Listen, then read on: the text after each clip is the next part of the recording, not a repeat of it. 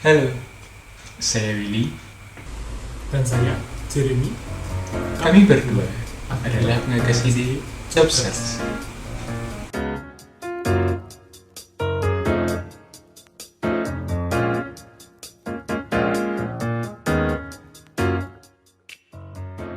Oke, kita masuk latar belakang. Mengapa kami membuat aplikasi ini? Yang pertama adalah karena banyak orang yang kesulitan mencari pekerjaan, termasuk para fresh graduate. Menurut Badan Pusat Statistik, pengangguran terbuka di Indonesia pada Agustus 2019 sebesar 5,28% atau mencapai 7,05 juta orang. Lalu, banyak calon karyawan yang tidak mengetahui info lowongan pekerjaan.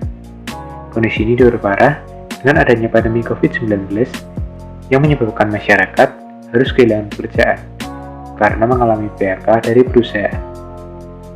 Dan yang terakhir, aplikasi yang telah ada masih kurang efektif, terutama bagi mereka yang memiliki skill namun hanya lulusan SMP atau SMA. Selanjutnya ada deskripsi produk. Jenis usaha kami adalah layanan jasa pencarian lowongan pekerjaan. Produknya berupa aplikasi dan mereknya adalah Jose yang merupakan singkatan dari Jobsearch. Kekuatan utama produk kami yaitu pada filter pencarian dan rekomendasi. Sedangkan kekurangan utamanya yaitu adanya ketidakpercayaan dari beberapa pihak karena ratingnya belum memadai. Untuk fitur dan layanannya, yang pertama yaitu filter pencarian yang akan menyaring hasil pencarian menurut lokasi, jenis atau bidang pekerjaan, persyaratan, waktu kerja, jurusan kuliah, dan lain-lain. Lalu yang kedua adalah rekomendasi yang merekomendasikan lowongan pekerjaan sesuai profil atau data pengguna yang diolah melalui algoritma tertentu.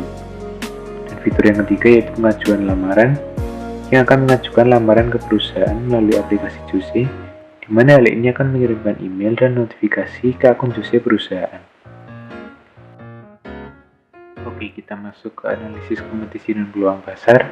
Di sini ada daerah pemasaran, pasar sasaran, harga jual, volume penjualan per bulan, sistem penjualan dan bayaran, saluran distribusi, promosi, dan jumlah pesaing jenis di lingkungan usaha. Untuk daerah pemasaran utama kami melalui Google Play Store. Untuk pasar sasarannya yang pertama adalah mahasiswa fresh graduate, lalu orang yang belum mendapat pekerjaan atau menganggur, dan yang ketiga lulusan SD, SMP, atau SMA yang tidak memiliki sertifikat tetapi memiliki skill yang memadai untuk bekerja. Untuk harga jualnya, kami bagi menjadi 3. Yang pertama adalah harga per pelamar untuk perusahaan yang memasang lowongan pekerjaan berdasarkan jumlah pelamar, yaitu Rp25.000 per pelamar. Sedangkan untuk perusahaan yang memasang lowongan pekerjaan berdasarkan waktu per bulan, yaitu sebesar Rp300.000 per bulan untuk tiap lowongan pekerjaan. Dan yang terakhir adalah harga kontrak atau kerjasama khusus dengan universitas dan pihak lain. Untuk hal ini sesuai dengan kesepakatan. Untuk biaya produksi atau harga pokok, yang pertama adalah harga server per bulan sebesar 1,5 juta. Untuk volume penjualan yaitu aplikasi, sebanyak 1 aplikasi dengan jumlah pengguna yang tidak dibatasi. Untuk sistem penjualan dan pembayaran, penjualannya melalui Google Play Store dan pembayarannya berupa cashless atau cash melalui rekening atau e-money dari perusahaan yang memasang lowongan pekerjaan di aplikasi Jose. Pembayaran ini dilakukan berdasarkan jumlah pelamar yang mengajukan lamaran ke perusahaan atau lama waktu perusahaan memasang lowongan di aplikasi Jose, tergantung pilihan yang diambil oleh perusahaan. Untuk saluran distribusinya, yaitu ke seluruh Indonesia secara daring, dan promosinya melalui media sosial, terutama Instagram, melalui mulut ke mulut, dan kerjasama dengan berbagai universitas. Untuk jumlah pesaing jenis di lingkungan usaha, ada belasan aplikasi yang mirip di Google Play, tapi jika ditelusuri lebih lanjut, tidak banyak menggunakan filter secara lengkap. Selanjutnya ada aspek mekanisme produksi produk. Di sini ada gambaran lokasi usaha, proses produksi, kapasitas produksi, tata letak produksi, teknologi, gambaran aset usaha, dan perizinan. Untuk gambaran lokasi usaha kami ada di rumah masing-masing. Lokasi utama berada di Jalan Sepata nomor 5 Semarang. Untuk proses operasi atau produksinya, pertama adalah pembuatan desain tampilan, kemudian pembuatan algoritma dan program, pembuatan fitur, testing cloud server, dan yang kelima adalah testing program dan server. Apabila dari proses 1 sampai 4 ini ada kesalahan, maka kami akan melakukan perbaikan, dan perbaikan ini dapat dilakukan berkali-kali tergantung di mana letak kesalahannya dan bergantung masukan dari pengguna. Setelah proses perbaikan ini, lalu kami ada pengajuan ke Google Play Store untuk dapat dipasarkan, dan apabila sudah di-approve, maka kami akan memulai promosi melalui Instagram. Untuk kapasitas operasi atau produksinya, yaitu sebanyak 1 aplikasi dalam 1 waktu. Perbaikan bug dilakukan sesegera mungkin jika terdapat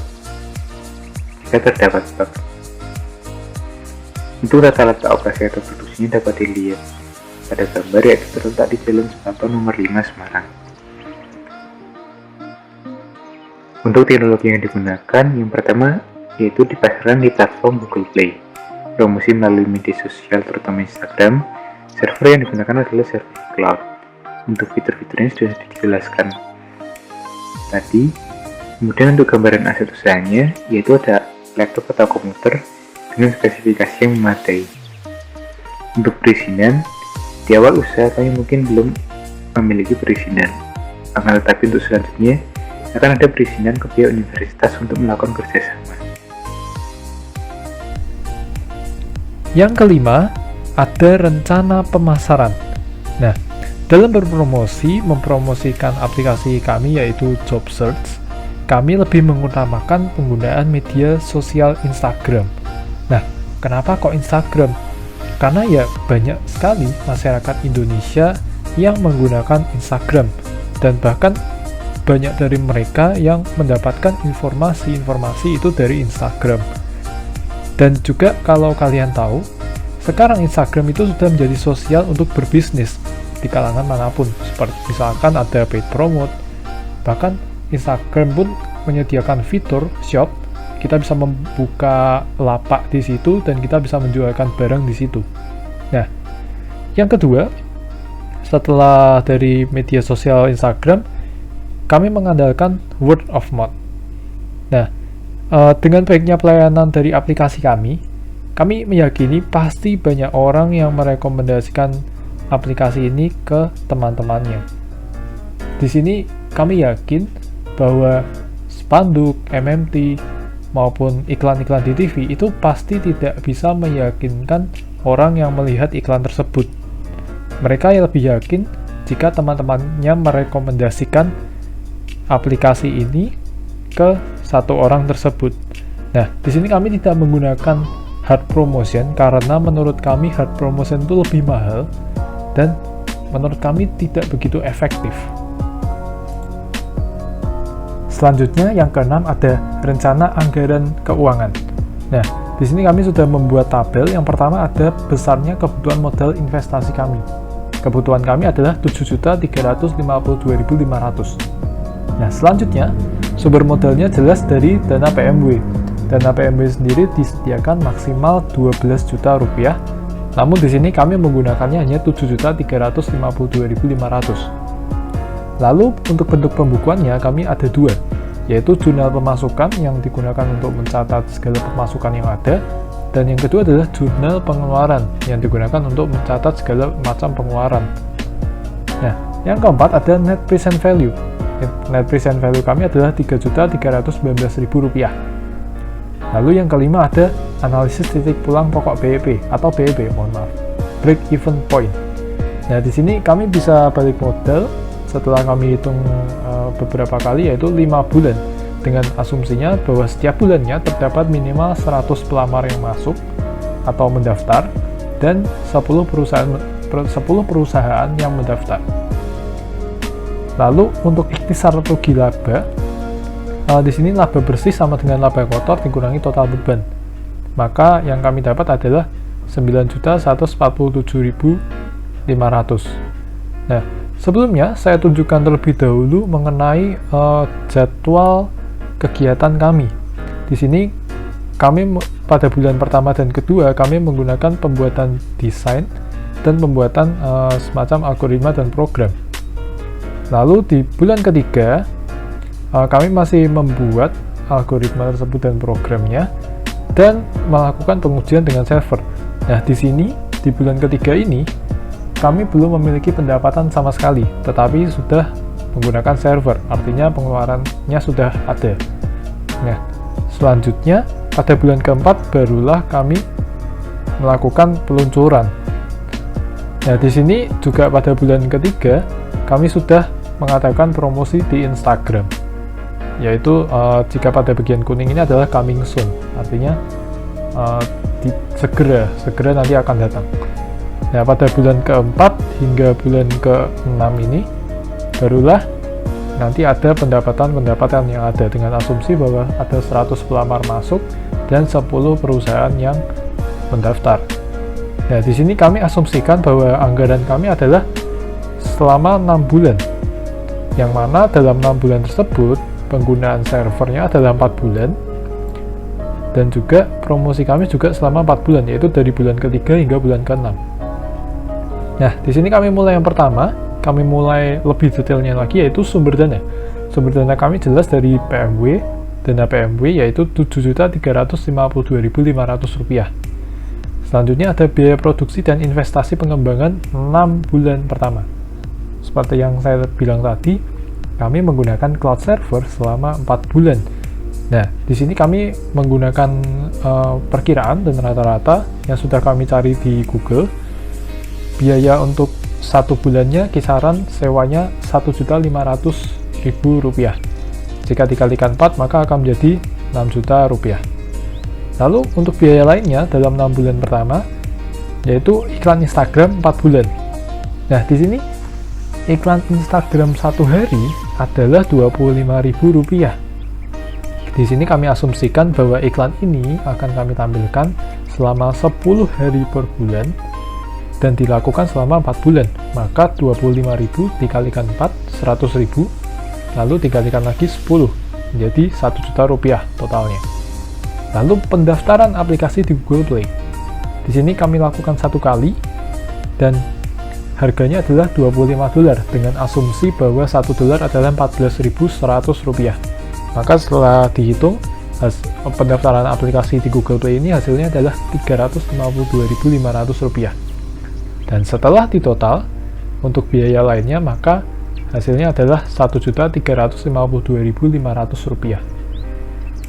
Untuk biaya pengeluaran, kami tinggal menambahkan biaya produksi dan investasi pengembangan tadi yang selama 6 bulan, lalu ditambah dengan biaya lainnya, yaitu Rp6 juta ditambah Rp1.352.500. Maka hasilnya akan menjadi Rp7.352.500. Nah, di sini kami menghitung juga laba kotor untuk per bulannya, dimulai dari bulan keempat. Asumsinya bahwa ada 100 pelamar, seperti yang tadi saya katakan, 100 pelamar dan 10 perusahaan. Dengan satu pelamarnya adalah 25.000 dan setiap perusahaannya dalam 1 bulan adalah 300.000. Nah, maka dari itu dalam 1 bulan kita bisa mendapatkan laba kotor sebesar Rp5.500.000. Nah, ini adalah penghitungan ikhtisar laba ruginya adalah laba kotor 16.500 tadi. Kenapa 3 bulan? Karena kami mendapatkan pendapatan selama 3 bulan saja dalam 6 bulan yang tadi sudah kami jelaskan di jadwal kegiatan. Nah, setelah itu tadi ada beban promosi 1 juta, beban administrasi yaitu beban pendaftaran aplikasi tadi sebesar Rp352.500, lalu ada beban operasional. Setelah dihitung, maka kami akan mendapatkan laba bersih selama 6 bulan adalah Rp9.147.500. Itu selama 6 bulan. Nah, lalu untuk BEP sendiri, kami menggunakan BEP waktu di sini, yaitu total investasi kami dibagi dengan laba bersihnya per bulan. Maka Rp7.352.500 dibagi dengan Rp9.147.500 dibagi 6. Maka hasilnya adalah 4,82 bulan, alias jika kita taksir menjadi 5 bulan. Lalu di sini kami akan menghitung NPV, Net Present Value.